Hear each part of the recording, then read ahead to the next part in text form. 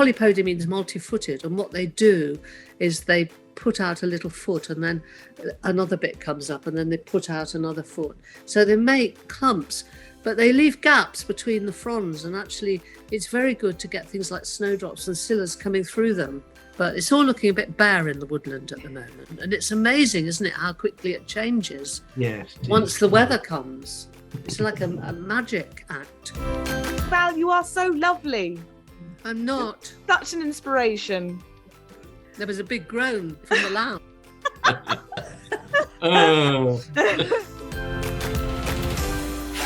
Hello and welcome to episode 103 of Talking Dirty. Over at East Ruston Old Vicarage, positively brocaded in a sort of plummy purple, we have Alan Edward Herbert Gray, our happy and very handsome horticulturalist. Well, thank you very much for that warming welcome. I'm sitting here today, and it's really the first morning we've had without frost for a very long time. And you know, this garden doesn't have an awful lot of frost.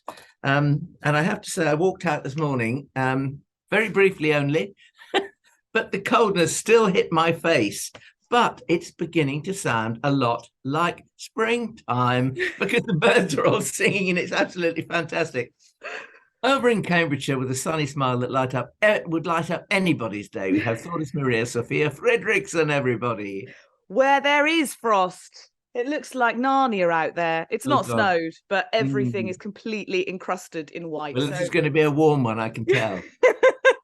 Hopefully I've got the coldest garden. Our guest this week, first ever time on Talking Dirty, is the TV presenter, allotmenteer, author, Rekha Mistry, who I'm sure countless of our viewers and listeners follow on Instagram because your Instagram page is just crazy numbers. And you're in North London, I think, so hopefully temperatures with you a bit better today. No, it was -7 yesterday, so I think I topped that, and we've still got ice, not frost, but we've got ice on our beds here. So no, it's frozen solid. That's what I can say, and that's why I'm tucked away in my little shed. This potting shed, is it kind of part greenhouse, part potting shed? It's absolutely beautiful. Anyone who does follow your Instagram page will have seen some lovely pictures and videos of this particular corner with your helichrysums hanging up and your soil sifter and your onions. It's the part where people think, oh, I really need to make this. I actually didn't make this potting greenhouse. It was my allotment neighbour, and they didn't want to use it. So I said, I'll take over. I'll be happy to take over. And once I took over, it's been the best little space for me. It's been great just to start my seeds, do whatever I wish to do. In fact, just come here and just potter. In fact, not do anything, just potter. And that's a nice little feeling in this little greenhouse. I could quite happily potter there all day long, Rekha. It's just, I'm in love with it. I mean, it's made up of recycled windows and doors. Yeah. So this is what Dave did. He collected all the windows at one point, and then a couple of doors, and that's all it is. It's just windows all the way from top to bottom. And then he's just put some shedding at the top. So it's not mine. I always say it is not mine. It's not my creation. It's his. And it's a beautiful, beautiful greenhouse. Well, you've dressed it very well. You've obviously got an eye for detail. And you've had a long gardening journey, a long gardening kind of adventure. But you're a bit of a career changer, really. Yes. When I say career change, gardening has always been in me. I think it only sort of sprung through when the kids were born, but even then it was a small garden at home, and work was work. We had our own business at the time, and that was really the sole focus at the time. But then when the children were playing with their football and I had a few pots, I said, I really need to get an allotment. And I thought, shall I? Because I'm still too young. Allotments then, 20 years ago, allotments were known for retirees. Not anymore. This is a whole new change. So what I said to them was, okay, you know what? I'm going to get an allotment. And they said, go on then, Mom, go for it. And because it was still known as the retirees, they go, Mom, you're going to be gardening with old people. I said, so there's nothing wrong with that. But it's been the best. Actually, that's a good thing, Rekha, because what you were doing, you were gardening with a fount of knowledge already there. So I mean, you know, Yes. yeah, exactly. That's exactly what it was. So once I got here, they would tell me, right, do this, do that, and I was a novice. In fact, I didn't know much about gardening at the time because, like I said, it was a career change, and I only went back to college to learn horticulture as it is because I wanted to work in the gardening trade, not as a garden writer or presenter, but gardening as a gardener, as a professional gardener. That's my goal, and I don't know how I can say it changed my life, but this allotment really did change my life. But I have the best community around me, and I don't know what I'd do without them. I really hope when we were setting up for this, you said your neighbour might come and knock on the window because you haven't seen them for a few weeks because the allotment's been frozen solid. I really hope that happens. I do hope so, but Pam's not very steady on her feet, so they might come, and if I see them, I might just sort of leave this conversation, go and get her because she'll help. I hope that ends up happening. And the great thing for you, certainly from your new book, I mean, the reason we've ended up finally crossing paths on the podcast is because you've got your kitchen garden book out. There it is. Yes. Alan demonstrating it. Beautiful photography on the front cover and throughout. I must say, wonderful photos. Can I just sorry to be so rude to interrupt you, but do you know, I opened this book and my heart was cheered. Rekha, I just hope you're not going to be too disappointed, but it was this, the rhubarb. I mean, I just thought, how clever. I found that absolutely fascinating. Beautiful illustrations. Yeah, it is. It is. And just look at the joy on that lady's face. Yeah, you must have been chuffed to bits when you saw what they'd done with the kind of the kernel, the core information that you provided. I think when this journey started, the book was just like a seed. It was just there. It was just an idea. But how do I make it? What I have in my head is colors. How do I make it colorful? Because the word is always there, but how do you make that? And I think it just evolved from one thing to another. I think information that I was giving them, they could see what I was trying to say. And when I saw the illustrations, I thought, yes, this is, they've actually looked into my brain and they've done it. And I thought, how did they do this? But we all seem to work on really good levels. They could hear what I was saying. I could hear what they were saying. And it was brilliant, absolutely brilliant. When I had to do the writing, I didn't think I could write, but it was amazing. It was actually an amazing moment that I only wanted to write about half a page. That's me, done. And then the story started coming through, and I just carried on writing. And I think that's what winters are about. Just tuck yourself away and just do some writing. It was really a good process.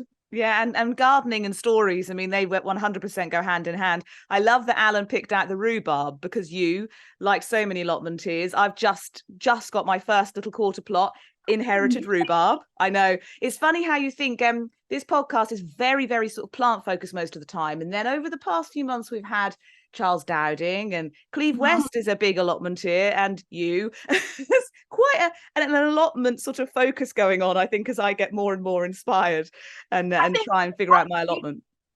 Once you have an allotment, you find there is so much out there, and it's not just vegetables. Allotments are not just about vegetables. I think that's one thing people think that's all you have to do is grow vegetables.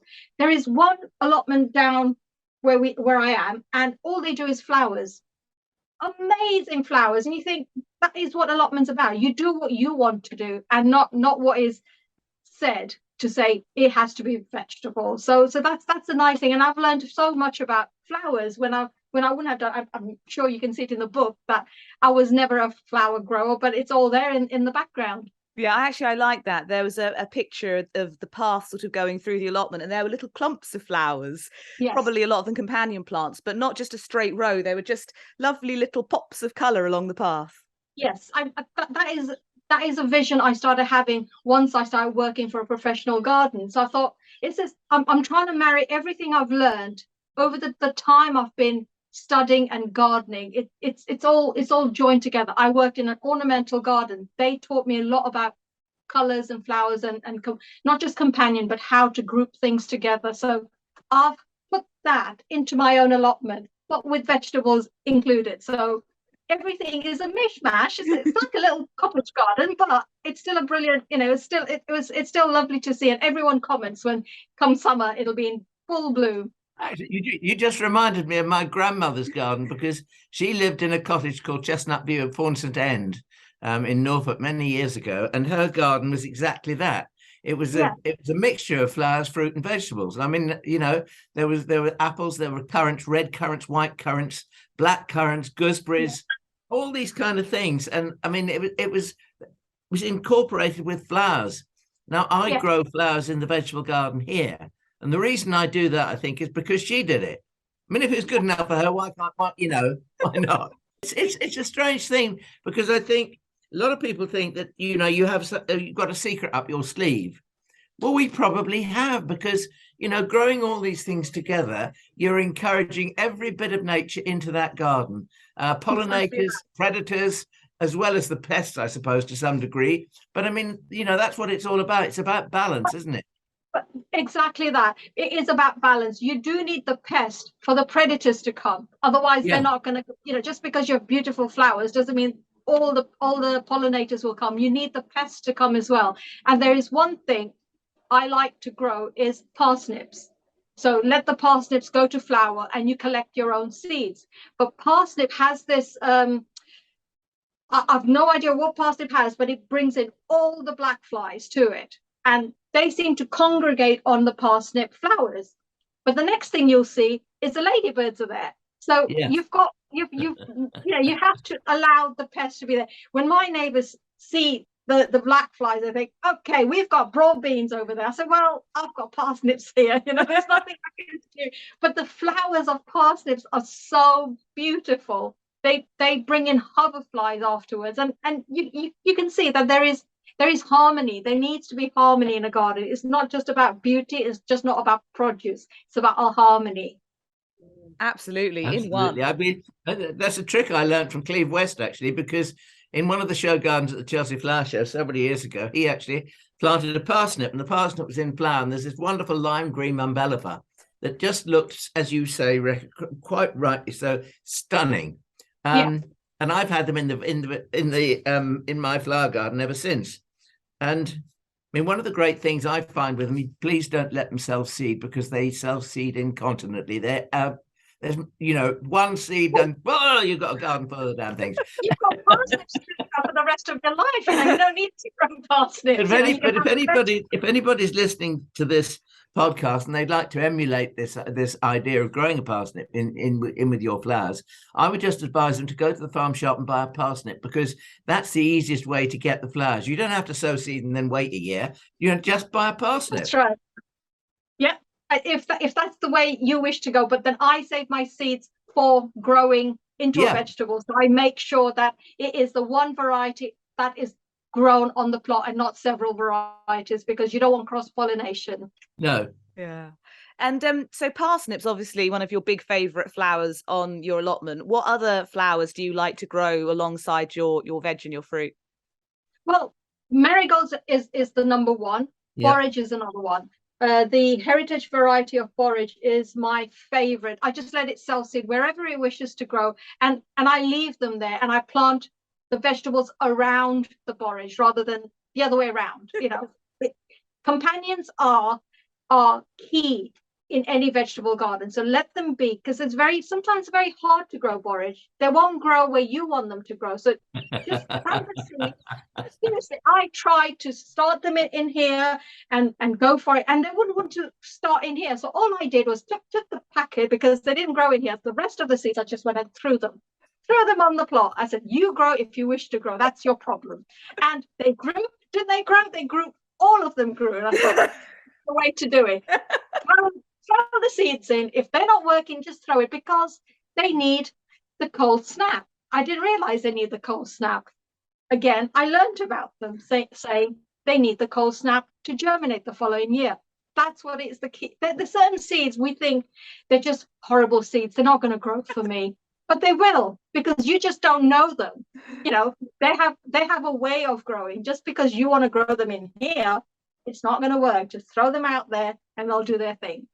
I love the idea of getting to know your seeds. Like, you build the relationship, you get to know their characteristics. I mean, someone like Mike Clifford, who grows the most extraordinary array of plants from seed, he really gets down into the nitty gritty of trying to get to know his seeds and all the different mediums and temperatures and conditions he can grow them in, to figure out, and then able to tell the people he sells seed to, this is how you manage to get the best germination success. But I love a bit easier to just scatter them on the plot. Well, that's to do with companion flowers. That's how I work them, because they're not my most important, I would say, because I've already got self-seeders there. So it's not like I need them. But if they do decide to come through, great. And I know what I've done is just let them be. And that's when we have to learn the words about hardy, half hardy, all those words are key. We really need to listen to what those words mean, because they're not just words, they're not just there. There is a reason why they're there. So anything that's called annual, they need some work to them, keep them aside, they need pampering, whereas half-hardy, you can throw them out there and they'll be fine. Yeah, that's what half-hardy means. Just to go back to the rhubarb that Alan mentioned, I love that you inherited rhubarb, but you didn't actually like it. No, we didn't like rhubarb as a family. We just did. I think that's because we've never eaten a good rhubarb. There is that word, good quality organic rhubarb. And the ones we used to find in the shops, even still today, I look at them and I thought, you are so spindly. I need some nice chunky, because I grow them now. I know what I'm looking for. And I thought, no, I can't pay that price for you. So I just walk on. And that's what you used to do to me. That the taste of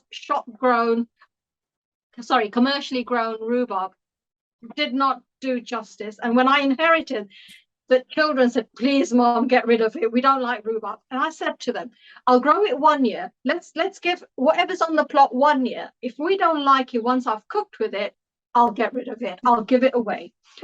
And game changer, the cake has been the best thing ever. And everybody makes it. Come spring, everyone's going to tell me, right, your cake's being made. So I'm not the only one making the cake. Everyone else is.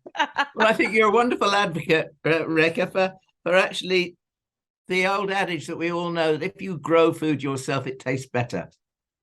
Yes, it really does, because I didn't think that was true until I actually did it myself. Yeah, exactly. And I tell the other family members that come and try this, and they go, I actually taste potato. I can taste potato. I said, that's exactly what it is, because that potatoes had time to grow.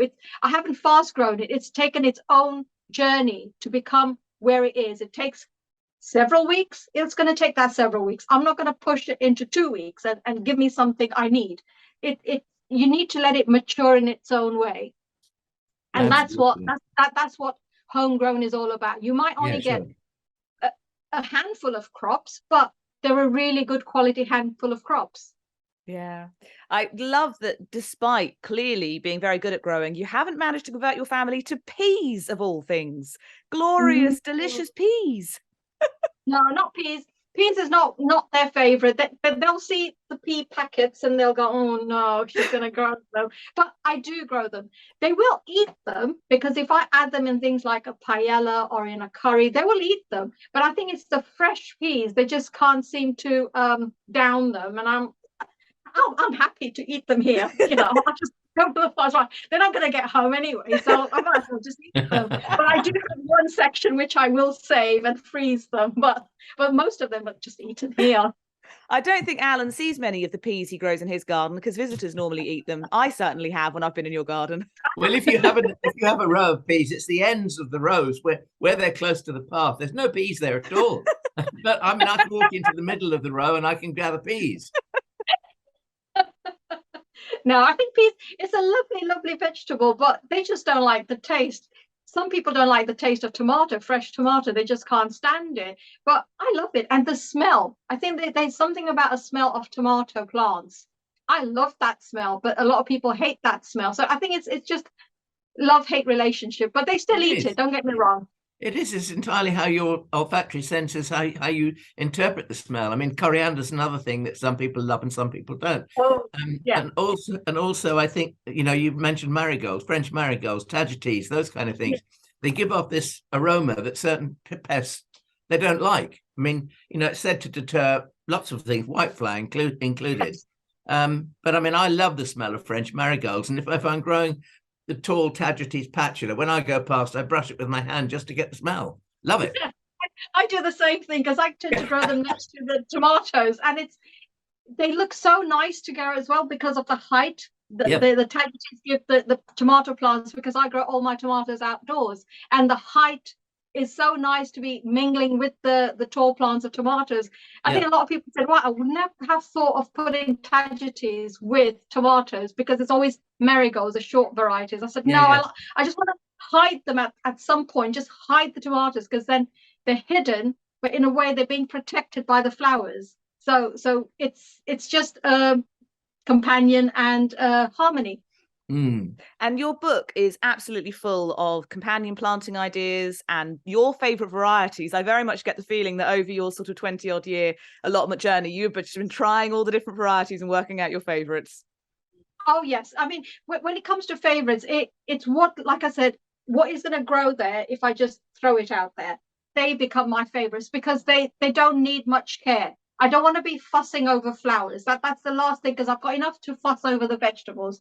I don't want to fuss over you. So can you please just help me out here, you know, and just grow when I ask you to grow? You know, is it too much? Is it too much? But it's not. But I do get my favorites. But borage is my utmost favorite. And then when it comes to the sort of fertilizer side of things, I always have my eye on the nettle patches around the allotment, and they all know she's going to go for that one first, and that's Rekha's patch, you know, don't even go. And then there is the comfrey as well. That's another one that I have to insist, if you're a beginner gardener, try and get some comfrey on your plot. Yeah, it's an excellent point. I mean, you're very good at making the teas. You use a lot of fish blood and bone as well. So all of those the really important thing that people sometimes forget about food, you know, feeding their plants, particularly on an allotment. And you seem to have that covered off. Oh, yes. I don't want to try and spend too much money, but I know I'll have to at some point get fish blood and bone. If I could make it myself, I so would. but no, I'm not going to go down that route. Would love me for that, but that is one thing I really use a lot of. It gets sprinkled everywhere. The flowers, the fruit, everything gets fish blood and bone. It's my favorite go-to shop or item. But then comfrey is another one. If you don't like the smell of the feed that you make, just take the leaves and just before you plant whatever it is you wish to plant, say beans, just put the leaves underneath. And then make your hole, put the leaves underneath, and then plant your seedlings over it. And that's all you need to do. So it's being fed anyway, but you don't need to smell it. So there is a way of not having that smell, but using the leaves at the same time. That's an amazing tip. Love that. And your whole book, you've got these little garden tips and the kitchen tips. I kept trying to make notes of some of your recipe ideas, Rekha. Your household must be so lucky. Your food sounds divine and totally delicious. I mean, to me, it's just cooking. I like to cook, and I think that's where the love of gardening sort of came about, because I like to cook with things I know. And so if I've found if I've heard of a vegetable in that recipe or in a restaurant, I think, oh, that sounds interesting, but I don't know what it looks like. So I think that was kohlrabi. A few years ago, I came across a dish with kohlrabi. I thought, what is kohlrabi? And I had to look it up. And in fact, it is a very popular European vegetable, which we used to grow in this country at some point, but it fell out of fashion, like no other business. And then when I did grow it, my neighbor, because she's mature, so I'm not going to use that word, because she's mature, she goes, oh, we used to grow them. My dad used to grow them. And I said, oh, so why don't you grow them now? She goes, I don't think we used to like them at the time. So I think it fell out of fashion. And those are the things I like to do, is if I've tried something and I loved it, I want to grow it. And that is very dangerous, because when I go to a greengrocer and I see a vegetable that I can't recognize, I'll say, what is it? How do you do it? How do you cook with it? And if I see a customer who's just picking, I say, what do you do with it? I just grab them. What do you do with it? And the greengrocer really hates me for going into the shop, but I have to do it. That's just me and vegetables. I get hooked onto them. And I always think kohlrabi looks like a sophisticated Swede. a lot of people say Swede and an alien. If you say Yeah. it looks like an alien, but it's a lovely vegetable. It's such a nice crunch, very, very mild brassica taste, but very mild. But beautiful vegetable. So what do you do with your kohlrabi? I was going to say that. Kohlrabi is great in salads. Just turn it, grate it if you must, and then mix it with something like even a cabbage. But what I like to mix it with is not dressings, but go for your mango chutney, mix that in with it, or even a pickle chutney, mix that in. And rather than making a very mayonnaise slaw, make it like an Indian slaw. So you've still got the crunch, but you've still got the spice, and that brings it together, because it sort of mellows the brassica taste that some people may not like. Oh, see, if you haven't read the book, this is what I mean about making everything sound completely delicious. And you haven't even lit a fire to cook anything with yet. I think it was French bean pods, possibly. You had talked about a Sunday roast. I had to write this down because it sounded amazing. Lightly steamed, then added to mustard oil in a griddle pan, along with a generous sprinkle of hot paprika and garlic salt. It just sounded so delicious. I was reading that in the evening when I was hungry. I was like, oh, I could eat that right now. You don't even need to steam them, because if they're that fresh, you can just literally put them straight into the pan and they'll be fine. You know, there are things that need to marry in my own cuisine, which is Indian. So I need to bring still the influence of where I live to what I know. So it has to be a marriage of both, and it's worked really well. But there are times when I just want a simple boiled peas. That's all I want. I don't want anything else. I just want simplicity in my life at times. And I also love that for so many of us, having an allotment is about fresh produce. But did I read that part of what got you into kind of wanting to grow your own was the sort of beans at the end of the season, the beautiful beans that you could store and use through the winter? Oh, yes. I mean, I've got them here. Would you like to see my beans? Yes, please. Not a sentence you get to see all the time. Would you like to see my beans? I've brought two. I've brought these, which are Yin and Yang. They're called Yin and Yang. And these are my Edamame beans. I mean, they're the most easiest bean to grow. I don't know if you can see them. Oh, look, yes. And these are homegrown edamame beans that you can grow yourself. I've saved, these are my seeds, so I will be growing these again. And slugs hate edamame because they are so hairy. The whole plant is hairy, so they won't attack these. And because they're from Japan, the climates are similar. They will grow outdoors perfectly. So it's been really, really nice. But I just like the look of beans, the way they sit. Do you have some sort of fabulous pantry at home to match this fabulous potting shed you've got set up? I do. I absolutely do. Everything sits beautiful. So you've got one section with all my chilies and all the powders that I make, and then you've got your beans, and then you've got your pickles. It needs to look, finish. Start here. I bet it looks like a jewel box. Oh yeah. I mean, then you don't want to touch it, do you? But I do. Yeah, they have to be used. So you brought your beans. Did you bring some preserves as well, or some chutney? Oh yeah. Let me get these gloves off because I don't want to break any jars here. Okay, right. Let's get these out. Oh, look at all of this. Yeah. Oh, every colour. It's like the rainbow. Every colour. Yeah. Right, there's one thing I really wanted to show you is this is Aleppo pepper. I don't know if you can. Yes. Oh, yes. Oh, beautiful. And I grew Aleppo pepper here because for what it is, it's the heritage behind what the chili is, from where it comes from, Aleppo, and I think the heritage has been dwindling on the chili because it's such a famous chili, and it is such a beautiful. It's smoky, it's sweet, and it's got a little tang at the end. It's the most amazing chili I've ever had, and I need to grow it because you can see that's all I'm left with now. So I need to grow it this year so I can fill it up. These are my beetroots. I love pickled beetroots, but the most recent thing I've made is marmalade. Oh. I know it's not from the allotment, but it's seasonal, and it's one thing I love to make is marmalade. I'm not partial to it. It's not my favorite thing to eat, but it's my favorite thing to make, and I love it. I love making this, and a lot of people have found the recipe for this so easy to follow, and it's given me joy that other people can make it too. So is that where would they go about finding that recipe?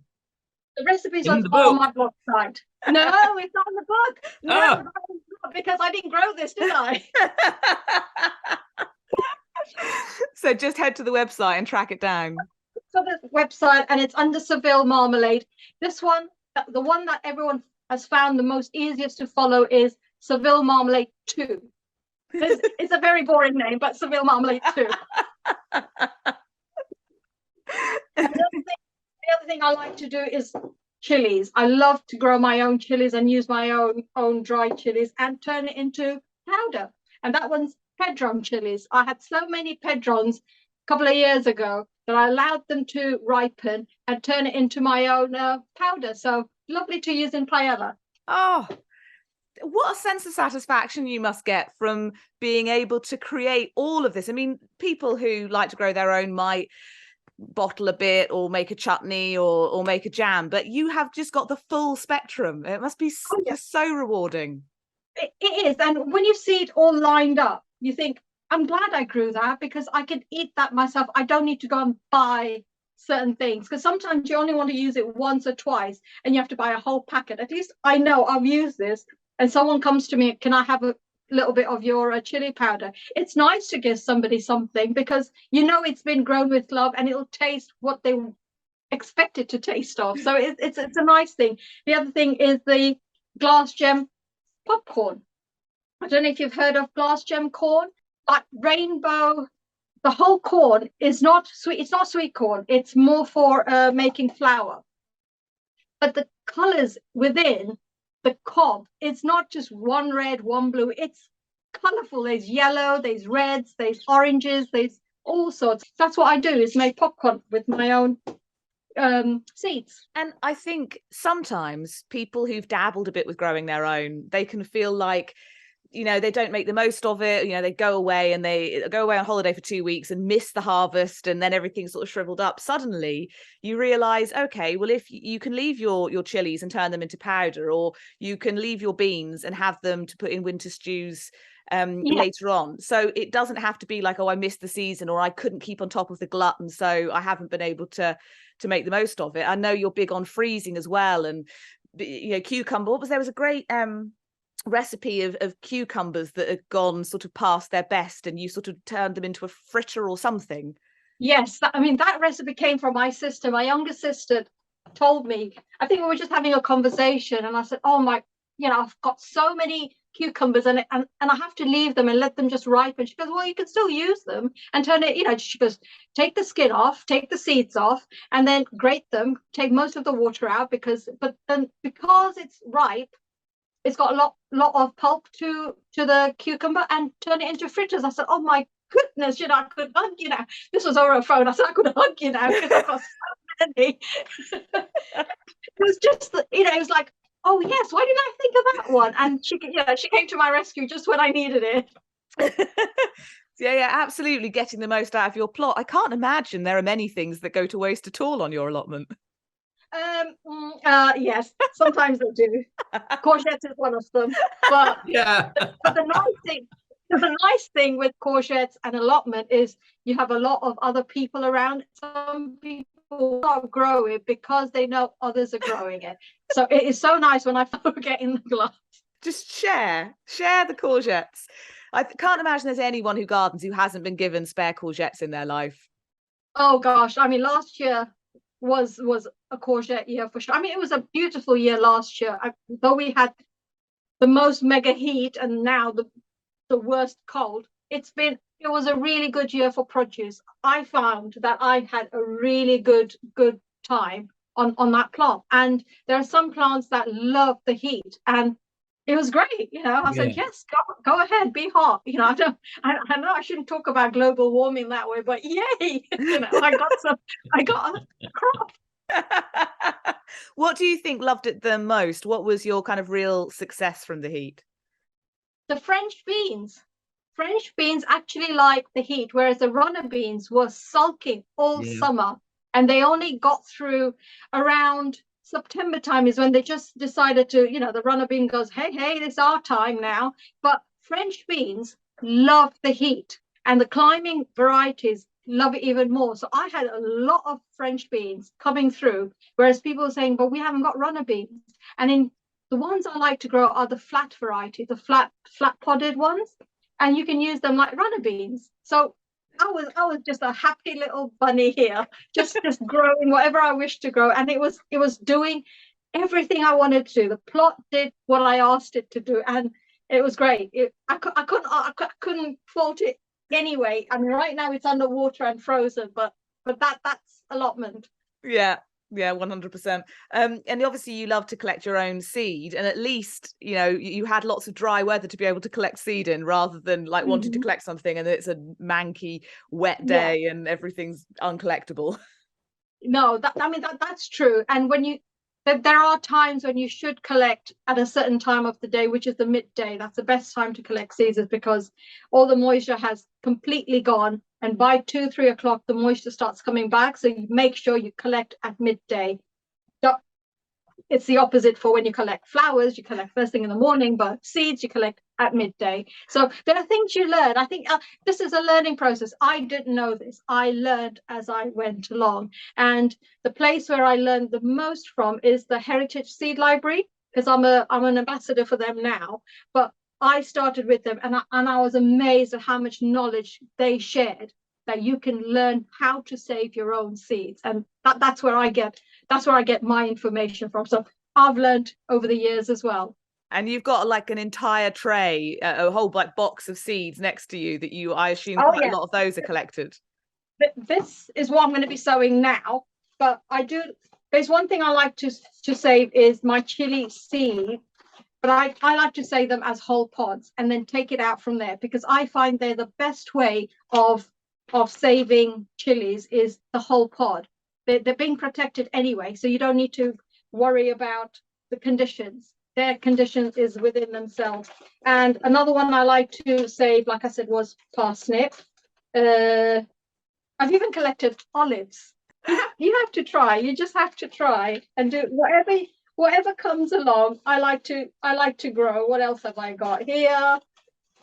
Onions. Onions is another one I love to grow from my own. So I tend to allow the onions to grow the second year because it's a biennial. So, and the flowers come through, lovely, beautiful allium flower heads. And then you collect the seeds and you grow again the following year. So I love the cycle, the fact that it's within my own little world of gardening, and I've got my own produce and I've got my own seeds. So it's that sort of thing that makes me excited in gardening. I think somewhere off camera you've got an onion, haven't you? Like a little growing onion. I do. I started these in September, and they're at this stage now. These are the overwintering variety. So they're kind of dormant at the moment, but they're happy, and they've had that -7 degree temperature on them, so they're looking a little bit sulky, but they'll come through again. But that's the whole thing about growing your own. It may take long, but at the end of it, you'll get your own produce, and that's the nice thing about it, is you do get to feel your own produce. It's not going off. I mean, these were harvested in September, and they're still going strong. We're in January and still going strong. I'm getting so inspired for my allotment. Oh yeah, I mean, that's the thing about homegrown. It takes a long time, but that length of time is what it needs sometimes. Some vegetables need that time to mature and stay healthy throughout the storage period time as well. Because if they're fast grown, they'll fast mature at the same time, and then they'll start growing in your shed. You're giving me such a great perspective on my new life as an allotmenteer, Rekha. It's wonderful, and it's great that I can dip into your book and get ideas as well. I mean, obviously the FLOMO is endless. I don't even think I can necessarily pick one out. I've more got potting shed FLOMO, I think, than anything else. So seeing your straw flowers hanging up there, yeah. I absolutely love growing straw flowers, but a couple of years ago I grew too many, and it's not a big problem having too many straw flowers, but I didn't have anywhere to put them, and I therefore last year ended up only having ones that had overwintered, and they were fabulous plants. They will now, I'm sure, be completely dead. So I really need to sit down and think over the sort of Helichrysum varieties I want to try. Yeah. Well, I'm just thinking, Thordis, now that you have your small part of an allotment, you can buy Helichrysum seed nowadays in separate colours if you want to. So if you wanted to go down the route of growing your own cut flowers or your own dried flowers, you could have them in sophisticated plain colours. There's a really beautiful one. Is it called Salmon Rose? Do you know, Alan? I mean, that is like the most on-trend, lovely peachy colour, and I am, as you can tell, partial to a bit of salmon, not just to eat. Any salmon flower, I'm a sucker for that. So that one I have grown before. I don't think it was a named variety that I had that was a beautiful red, but there's a very, very dark. That's my favourite. Burgundy kind of dark. Kind of colour of my jumper almost. Yes. Yeah. And I can't remember what it's called. I'm going to see if I can quickly look. But the other thing you can do, let me get you something I created, and it's still surviving. Is that? Can you see that? Oh yes. It's a beautiful arrangement. Yeah, lupin heads which have opened, but I just like the way that the whole stalk stays. And then you've got these are actually Calendula. I don't know if you know Calendula. It's a spinach variety. Then you've got amaranth over here, and you've got nigella seed heads here. So I just threw them all together. I thought, okay, let's see how long it survived. And it's actually survived in here for a long time. And the amaranth was looking beautiful in there as well. Yeah. The amaranth is the most. It just throws so much color. I think in the book it sort of plays a lot in the photographs, but I think it's such an attractive plant. Yeah, I think you grow a lot of amaranth on your veg plot at East Ruston, Alan, and it's just one of those. It's got like a catwalk magic about it. It's such an ostentatious. It's one of those plants, you know. I mean, Rekha was talking about borage self-seeding, and that amaranthus self-seeds in the garden here. And the strange thing about it is that, I mean, first of all, I love it because it's such a forgiving plant when you grow it from seed. And I've sown the seed tray of them, and I've only used probably a third of the seed tray, and the rest I don't throw them away because I can't bear to. And then 3 weeks later, I'll go back and I'll prick out little clumps into pots before putting them in the garden. And they forgive you. They've had that check, but they forgive you, and off they go. But the self-sown ones, a bit like a self-sown anything, they seem to grow bigger, better, more robust than anything else. And so when we get amaranths growing in our vegetable garden, our vegetable garden is quite formal. But like Rekha, we leave them and we plant round them because they're there. And they chose to be there, and I feel flattered that they chose to be where they are. And so, what right do I have to take them? You know, let's go with it. Yeah, that's what we do. I think that is the way. That's the way to do whatever you wish to grow it. But if it doesn't want to grow, try and just put the seeds down themselves and let them do what they want to do, because sometimes they teach us more than we think we know. You know, so I think that is key when it comes to seed sowing. Don't think you have to sow everything indoors. Just try and do it outdoors, because back in the day, I think that's what they did. Is they didn't have all this indoor space to grow things. They had to do it straight outside. I think exactly. sometimes when I go back to my grandmother, she saved, I mean, you were looking through your self-saved seeds there, Rekha, and it just reminded me of her. She didn't have a polythene box like you've got. She had a tin, an old biscuit tin, you know. I don't tin. It's just, I thought I'll bring it here. Just, it's easier to sift through yeah, there. yeah. They saved their seed. You're just so right about, you know, at the end of a row of onions, there'd be 3 onions that were allowed to flower and then get the seed from them. And, you know, it's just a simple matter of doing it. And I think what you've got to do, there's one thing you've got to do. I think, first of all, let's keep an open mind, as you say, because you've got to let the plants teach you as well as you learning and knowing what to do. But let them teach you, let them come to you, let it be a halfway house. I mean, you know, they're living things after all. I mean, they might not talk to you, but they will talk to you in ways. Well, they do talk to me. I always say that I talk to them and they talk to me, and we have this little harmony of conversations going. But I think a lot of people would say, a lot of gardeners would say, we do talk to our plants. And I think when I say we talk, we sort of try to find out, what do you want me to do? Why are you looking so ill? What would you like me to do? You know, I think there is a communication of some sort. It might be just the most important part of that is listening, Rekha. Yes. And then you look at the plant and think, what would you like me to do? You don't pamper it too much. Maybe it doesn't need pampering. Maybe it just wants to be left alone and it'll do what it wants to do. And that's what we, as gardeners, we tend to do, is listen to the plants, because they are talking in some way or form. They are talking to us.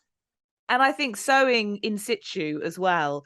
I have every year of my gardening life been a bugger for sowing too early. You know, I get too excited and I sow too early, and the results are not always marvelous. And actually waiting a little bit, waiting for the weather to be appropriate, is generally a better idea.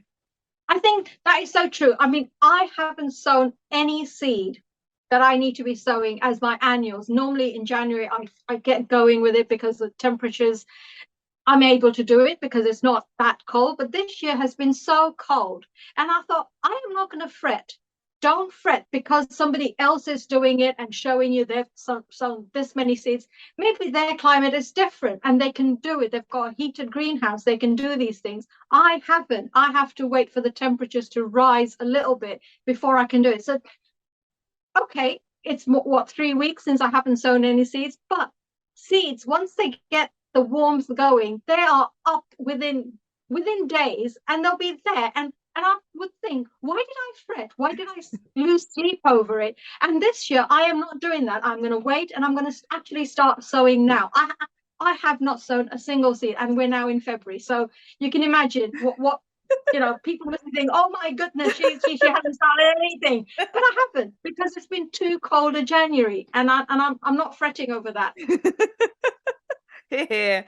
I did find my Helichrysum, by the way. I think it's not got a very sexy name, but there's a Helichrysum called Purple Red, which is very plummy. So I'm gonna try that one. It might not be the exact one I'm thinking of, but I know where to buy it. So I think I'm going to put that one on my list. Seeing those hanging above your head, Rekha, I really want to be in that situation. Flomo, for anyone who's never listened to one of our podcasts, is a feeling I'm sure you are familiar with, in that it's when you see a plant, or you, in Rekha's case, I suppose, eat a vegetable or see a vegetable and think, I want to grow that. I've got a fear of missing out that I've not got that in my life. So, Rekha, obviously you've tried just hundreds of different varieties and species and things, but is there anything on your wish list for this year that you want to try to grow? I think I want to try and grow for this year plants I use for dyeing. Oh, that is something I want to try. I've never done it, and I think I'd like to. Maybe some of my vegetables anyway can do that, but I want to see if I can dabble into certain things like that. But that's a different scenario, only because I have a love for knitting, and I've found, you know, there's quite a few people who do their own dyeing of their yarn. I said, oh, what if I grew my own dye and then buy my yarn and then mix it, and let's see, maybe I don't know, but that's my next. That's somewhere else. Rekha, that's on the wish list. You're talking my language. Alan already knows this is the dream, because I'm not great at knitting. I love knitting. Poor Alan, he normally gets a scarf every year, some sort of shawl thing. He didn't get one this year. Am I complaining? And I have mentioned in the past, I don't think I'll have time for a while, but the idea of being able to grow stuff and dye my own yarn, that is, I mean, maybe not spinning, that's a whole nother level of that's something I'd like to do, is spinning. I'd like to learn to spin. I think I've been saying that for about 3 years now, but I think that's something, it's still on my wish list. I'd love to do my own spinning and see if I can do my own yarn, and then maybe you might even see some sheep around me. No idea what will happen on this allotment. Gonna go from businesswoman to allotmenteer to shepherdess.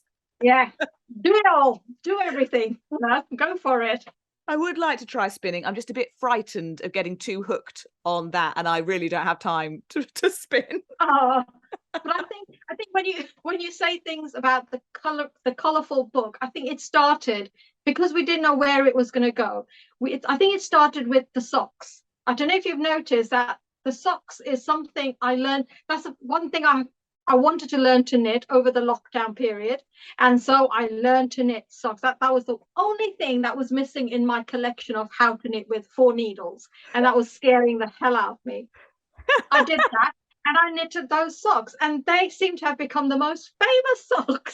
And we go, right, you want colours, we'll get colours out of those socks. And I think that just brought everything that I like to do within that book. This is making me so happy because on the end of my foot is a hand knitted sock. Are you going to get your sock out as well? No, not to be outdone. I can't get my leg up high enough. So I must show you, because if I hold it up, you can see it better. You're going to start doing the can, Alan. Here we have a knitted sock. Oh, lovely. Now a hand knitted sock. We're all talking knitted socks, aren't we? Well, I didn't wear them, but I brought them. I got those. Yeah, we see. And these, I mean, these socks are just so warm. Yeah. They're not tight fitting or anything like that, but that's what you want. You need to have loose garments so that you get the nice warm air trapped around your feet. My feet are getting cold now, but yeah. I was just so thrilled to have these. I just love them. But I think we're gardeners, and as gardeners we need these items. So I thought I need to learn to knit so I can knit jumpers and scarves. Socks was the one thing that I thought I need to knit, because I wear so many and it wears out so quickly. Let me learn to knit. And I think that was the most frightening thing I ever felt. I was learning to knit, and it's the best thing. And now I can't stop knitting socks, and that's all I'm doing in the evening is an hour a day. Just do some knitting and just have my little peaceful moment with them. Oh, I love knitting socks. There we go. Who knew this was going to transition from a gardening podcast into a knitting podcast? Well, the other thing is, of course, the most difficult part of knitting a sock is turning the heel. Yes. Oh, that's easy. That's easy. After knitting about 10 pairs, it's easy. I can do it now, but I do still get a bit frightened every time. Is this going to be the one where I forget how to do it? But so far so good. Alan, I suppose we haven't done a flow-mo from you, have we? No, we haven't. And I'll tell you what my flow-mo is actually. Is can I have a pair of socks next time, please? Yeah, next Christmas, no shawls or scarves for Alan Gray. A much smaller parcel with some nice, thick, loose knitted socks. I'll have to. Well, I mean, just to go with the flow of how everything is, what we've been talking about. I mean, I want to grow the Aleppo pepper. Oh yeah. And we grow lots of chilies. We love lots of chilies in our greenhouse, vegetable greenhouse. We grow chilies, tomatoes, and cucumbers in there, and we also grow sort of the odd kind of squashy type things that small squashy type things. I can't remember all their names, and so that's what I want to do. I want to get that Aleppo pepper going, because I mean, Rekha, you make it look easy. I'm sure it's not, but it's not. I mean, if you want the seed, just let's talk afterwards, and I'll get information. Because I saved my own seeds, and majority of the seeds went back to the Heritage Seed Library, but I did keep a few because I want that heritage to continue somehow. So they have most of my seeds, but I did keep a few. So yep, I can sort some out for you, because it's very hard to get them. Very, very hard to get hold of these seeds. Right. Well, I mean, we've just started a gardening club in our village last year, and we've got a seed swap day coming, and I'm very, very interested to see what kind of things we get, because sorry, that's the postman. I just wondered who it was. It's very interesting to see, lots of people, like amateur gardeners like us, they grow things they grow plants, flowers, vegetables that are interesting rather than plentiful. And some of the things they grow are probably more difficult. And that's why you can only get them from heritage societies and things. I mean, I remember particularly several years ago when I wanted to grow the crimson flowered broad bean, you couldn't find it anywhere. Now, of course, it's taken on a new lease of life because it's become popular. And I remember going to a very famous public garden that was open. They had a greenhouse, and the greenhouse in the early part of the year was full of vegetables in pots. And they had the crimson flowered broad bean and this most fantastic fern, which happened to be a carrot, grown in a pot and elevated. It just looked absolutely fabulous. And as well as sort of spinaches and chards and things like that. And the colour and the vivacity from it was absolutely wonderful. So I grow the crimson broad bean now, and I think that's come back from probably being almost lost. So it is important, I think, to have these heritage varieties. I want to grow the edamame bean. I've never grown it. I didn't know it was hairy, but I do now. Yeah. I think when you see the whole plant will be it's amazing, because even I didn't know what I was going to expect when I first grew it, and it just blew me. I don't know. Have you ever? I don't think they sell fresh edamame beans. I think they're always frozen. But if you have a look at a frozen one, you might just see slight hairs on them, very slight. They're very fine, but I didn't expect what I saw on that plant. I thought it was something completely different. I said, "Oh my goodness, is this right?" So I had to contact other people who have grown it in the past. They go, "Yes, it is hairy, and you are right. Slugs do not like them because they're just too prickly." Yeah, well, that's on my list as well. So there you are. I caught kohlrabi in salads. It was innovative listening to you talking about the way to make a dressing with mango chutney. And I just suddenly thought, gosh, this is like experimenting, isn't it? I say it's just fusion. You're just bringing things together. That's all it is. It's still there. Everything is there. You're just marrying things up, because people have never tried to, because some people say, right, that chutney will only go in a squash curry, or this, you can only eat it as a side. No, why don't you just mix them together, and you never know what comes out of it. And it's just nice to try different flavors, and they sort of burst in your mouth, and you think, wow, I've got every single flavor I wanted to taste, but I can taste them all. Yeah. Whoa. Makes me hungry. I don't think you can do better than that.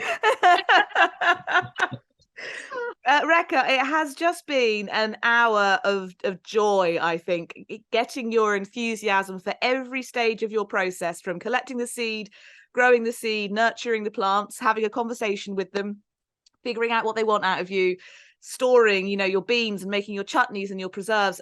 It's the whole process. Your love for every single part of it just comes through here and in your book. So thank you so much for coming along and sharing that with us, because I'm feeling really fired up for my allotment adventuring in 2023.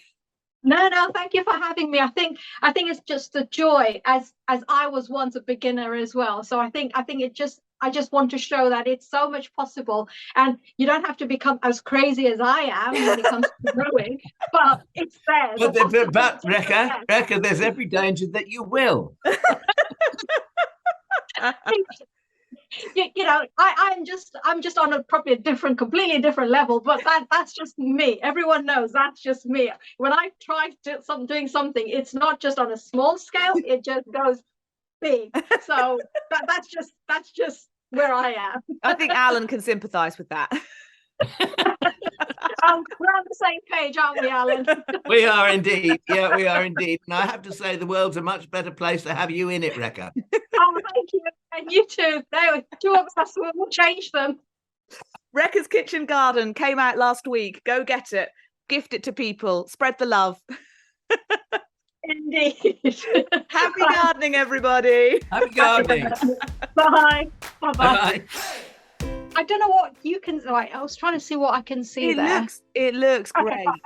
Okay, this is the image I wanted to give you. Whatever's behind, you're not going to see.